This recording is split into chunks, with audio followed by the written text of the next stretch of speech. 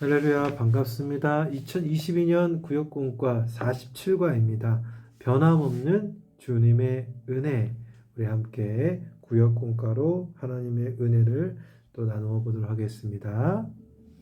우리 지난 생활 가운데 받은 은혜와 감사를 우리 구역 식구들과 함께 나눠보시도록 하겠습니다. 그리고 찬송가는 413장입니다. 찬송가 413장과 589장을 우리 구역원들과 같이 함께 찬송으로 하나님 앞에 영광 돌리시면 될 것 같습니다. 자, 우리 계속해서 우리 다음 내용 마음 열기입니다.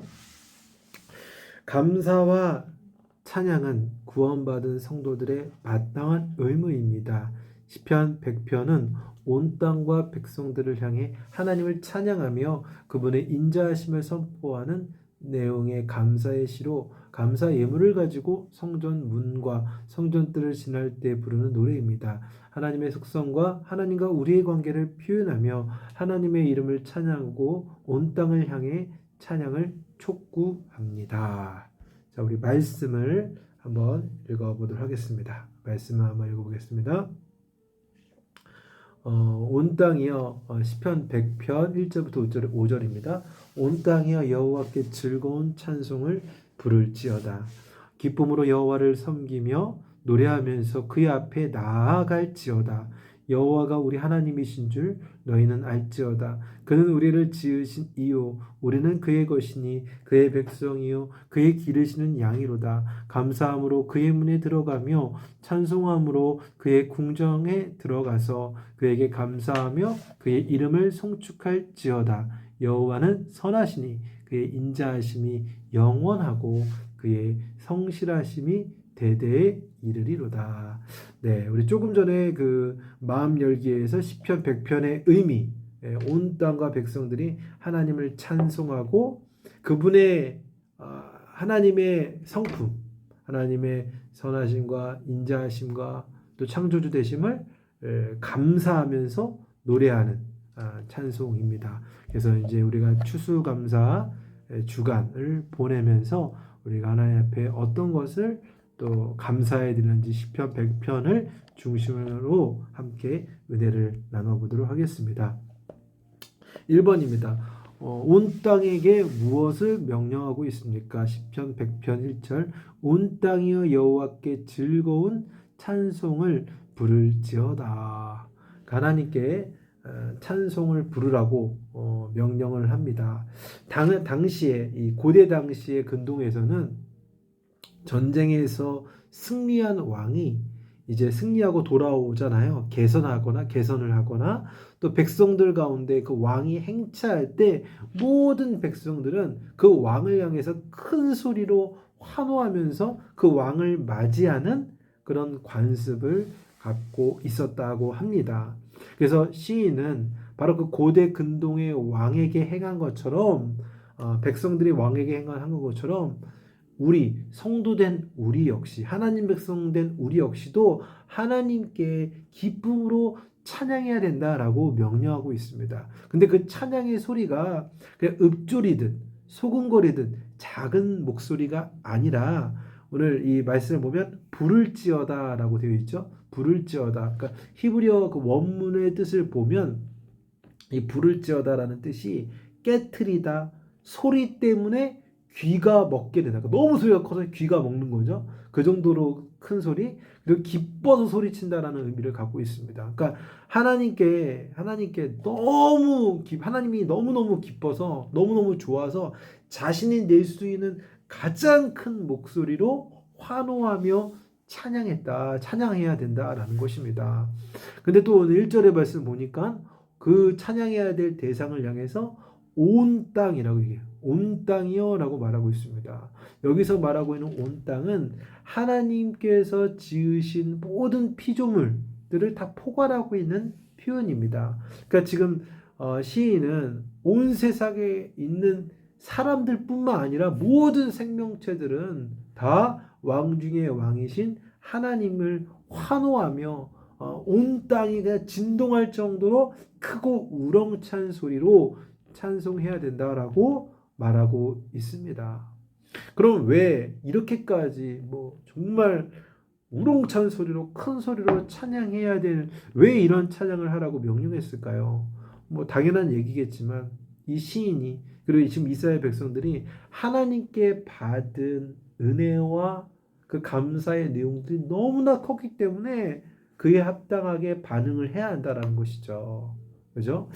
그러면서 우리가 적용을 해볼 때는 이 말씀을 통해서 우리가 적용해 볼 때 여러분 이 이스라엘 백성들 그리고 이 시인이 온 땅을 향해서 이렇게 찬양하라라고 그죠? 큰 환호성으로 그리고 온 땅에 진동할 정도로 크게 찬양하라고 했던 것처럼 우리의 오늘 찬양의 모습은 어떠한지 한번 생각해 봤으면 좋겠습니다. 우리가 찬양할 때 힘없이 슬프고 우울하게 그냥 읊조리듯 작은 소리로 찬양하고 있지 않습니까? 우리는 항상 우리에게 좋은 것 주시고 우리에게 은혜 베풀으신 그 하나님을 기뻐함으로 우리의 소리를 크게 내야 돼요. 그죠? 입술을 열어서 박수치며 기쁨으로 찬양해야 된다는 것이죠. 그것이 마땅한 하나님의 백성의 의무다라는 것이죠. 찬성의 의무입니다. 의무. 그죠? 이러한 찬양의 모습이 여러분들 가운데 있길 바랍니다. 계속해서 2번입니다. 하나님과 우리의 관계를 어떻게 표현하고 있습니까? 시편 100편 3절입니다. 여호와가 우리 하나님이신 줄 너희는 알지어다. 그는 우리를 지으신 이요 우리는 그의 것이니 그의 백성이요 그의 기르시는 양이로다. 우리 하나님께서는 이제 이 시편을 기록한 시인은 하나님과 우리의 관계를 이제 하나님은 창조주시고 우리는 피조물이다라고 비유하고 있고 또 우리와 하나님의 관계는 우리 인간은 우리 백성은 우리는 하나님의 소유 그 소유예요. 주인이라는 거죠. 그리고 우리는 하나님의 백성이고 또 하나님은 우리의 양이다라는 것이죠. 뭐 세 가지를 나눠서 한번 좀 설명해 보겠는데 첫 번째는 무엇입니까? 우리와 하나님과의 관계는 우리는 하나님의 피조물이라는 거죠. 하나님은 창조주이시다는 것이죠. 그러니까 우리는 피조물이고 하나님은 창조주이시기 때문에 마땅히 찬양해야 하는 거예요. 그죠? 왜 자녀들이 부모를 공경하고 사랑해야 되는 것이 마땅한 일이잖아요. 그죠? 왜 그렇습니까? 부모가 자녀를 낳았고 길렀기 때문에 그래요. 그러니까 자식들은 마땅히 부모를 공경하고 사랑해야 된다는 거예요. 근데 우리가 더 근원적으로 바라보면 이 세상에 나라는 존재가 있게 해주시는 분이 누굽니까? 근본적으로 따지다 보면 하나님이시다라는 것이죠. 창조주 하나님께서 나를 만드셨기 때문에 우리가 이 땅에 우리 부모를 통해서 존재할 수 있다라는 것이죠. 그 창조주 하나님을 찬양해야 되는 것이고 두 번째는 우리는 바로 하나님의 소유 즉 하나님의 것이기 때문에 찬양해야 된다라는 것이죠. 여러분 우리가 원래 아담의 범죄 이후 원래 하나님의 것이었는데 아담의 범죄 이후로 사탄의 소유가 되었어요. 우리는 죄의 소유요 사망의 소유가 되었다라는 것입니다. 하지만 하나님의 은혜로 말미암아 독생자 예수 그리스도로 인하여 이제는 그분을 믿기만 하면 하나님의 백성이 되었다라는 것이죠.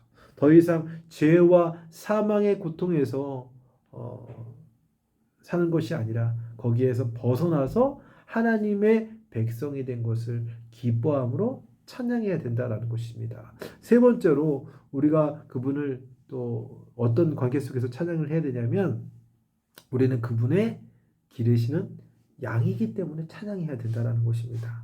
성경은 하나님과 성도와의 관계를 목자와 양으로 자주 비유하고 있어요. 그러면 양은 굉장히 약하고 스스로 생존하기 어려운 동물입니다. 그래서 반드시 이 양을 이끌어갈 목자가 필요합니다. 목자의 인도와 도움이 있어야 양은 생명을 공급받을 수 있고 자신의 생명을 지켜나갈 수 있고 평안하게 살아갈 수 있습니다. 마찬가지로 양인 우리 성도는 하나님, 목자이신 하나님을 통해 공급을 받아야 돼요. 생명의 은혜를 공급받고 또 하나님의 인도를 통해서 인생에 필요한 모든 것을 공급받아야 됩니다. 그리고 또 목자 되신 하나님을 통해서 사탄의 공격에서 보호받을 수가 있다는 것입니다. 그래서 평안할 수가 있는 것이죠. 그래서 우리 목자 되신 이런 하나님을 우리는 항상 찬양해야 한다라는 것입니다. 계속해서 3번입니다. 하나님의 임재로 들어가는 문은 무엇입니까? 시편 100편 4절 감사함으로 그의 문에 들어가며 찬송함으로 그의 궁전에 들어가서 그에게 감사하며 그의 이름을 송축할지어다. 아멘. 하나님의 임재의 그 문에 들어가는 어떻게 들어갈 수 있습니까? 무엇을 통해 들어갈 수 있습니까? 바로 감사와 찬송함으로 하나님의 그 임재를 경험하고 그 은혜 가운데 들어갈 수가 있다라는 것입니다. 지금 시인은 하나님의 성전 문을 향해 이제 나아가면서 들어가기 위해서 나아가면서 왕이신 하나님의 뜰, 곧 그분의 궁전에 들어가면서 그 들어가기 위해서 그냥 가는 게 그냥 궁전에 들어가는 것이 아니라 바로 감사와 찬송을 갖고 들어와야 될 것을 명령하고 있습니다. 여러분 우리가 하나님 앞에 나아갈 때 감사와 찬송으로 나아가야 될 이유가 있어요. 원래 우리는 하나님 앞에 나아갈 수가 없던 존재였죠.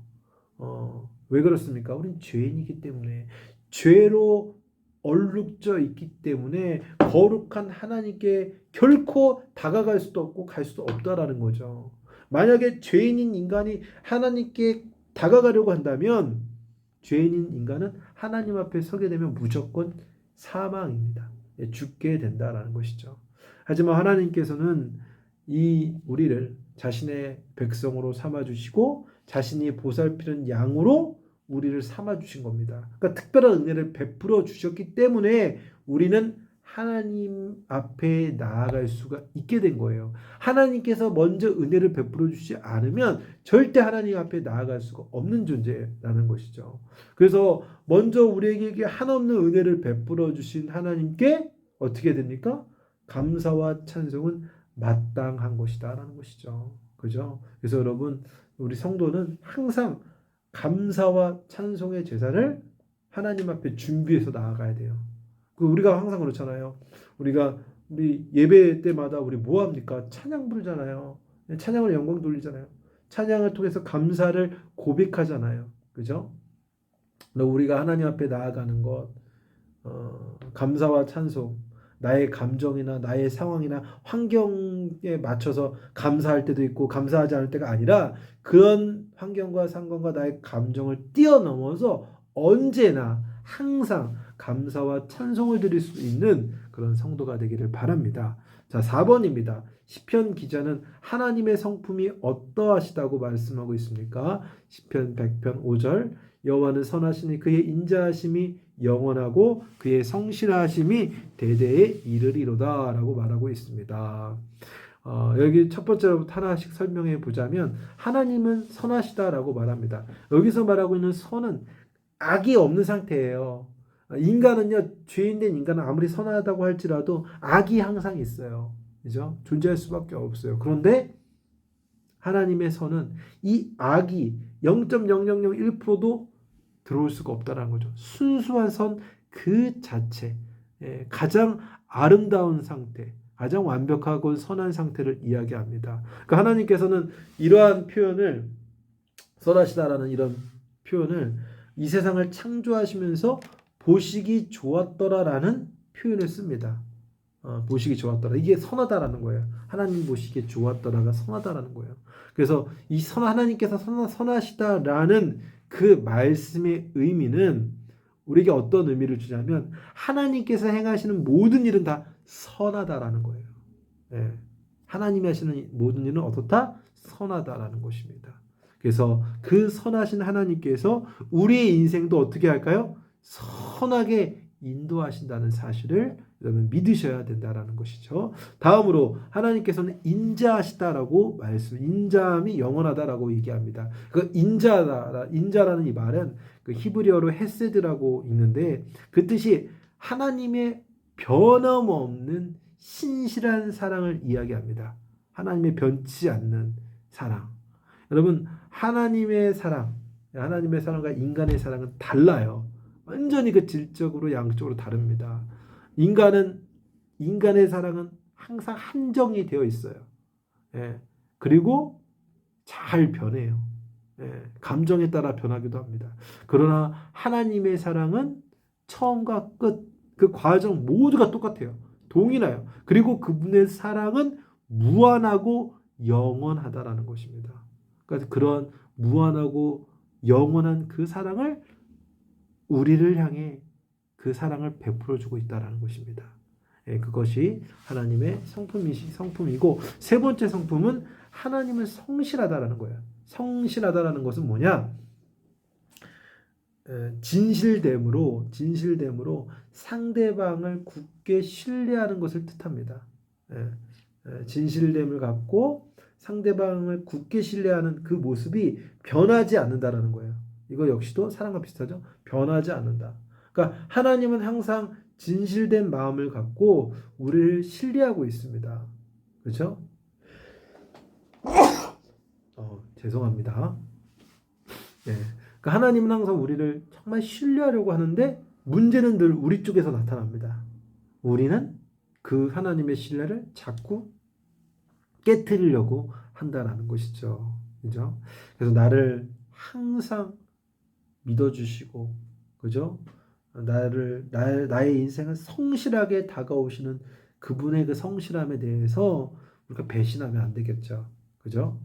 그 배신하지 않고 우리에게 항상 성실하신 그 하나님의 그 신뢰를 우리도 어떻게 계속 그 신뢰를 받을 수 있도록 또 하나님의 그 신뢰가 흔들리지 않도록 하나님을 더욱 신뢰하고 붙잡으며 나아갈 수 있는 그런 믿음, 그 성실하게 하나님을 믿고 섬기는 그런 백성이 되어야 할 것입니다. 자, 나눔과 적용입니다. 한 해 동안 느꼈던 하나님의 선하심과 인자하심을 간증해 봅시다. 그러니까 우리 구역 식구들과 올 한 해를 이제 감사 정리를 해봅시다. 올 한 해 가장 감사했던 것, 이제 한 세 가지 정도, 시간이 많다면 세 가지 정도, 시간이 없으면 한 가지 정도로 해서 우리 가장 감사했던 것, 1, 2, 3, 세 가지를 함께 구역 식구들과 함께 풍성하게 또 나누어 볼 수 있으면 좋을 것 같습니다. 기도하실 때 선하신 하나님을 날마다 찬양하고 감사하는 삶을 살도록 인도해 달라고 기도하시고 서로의 기도의 제목과 교회 지역 나라를 위해서 기도하시고 특별히 돌아오는 이제 주일을 바로 관계전도 초청 축제가 있죠. 그러면 이 일을 위해서 여러분 스스로도 내가 초청할 그 영혼을 위해서 그리고 우리 소그룹 안에서도 그 영혼을 같이 고백하면서 기도할 수 있도록 하시길 바라고 헌금 찬송가 50장으로 헌금하시고 또 주기도문과 대표기도로 마치시기를 바랍니다. 네, 여러분 이번 한 주도 주님의 주시는 말씀 속에서 특별히 감사 주간으로 여기면서 하나님께 감사한 것을 마음껏 고백하고 나눌 수 있는 복된 한 주가 되시기를 바랍니다. 샬롬으로 인사하겠습니다. 샬롬, 감사합니다.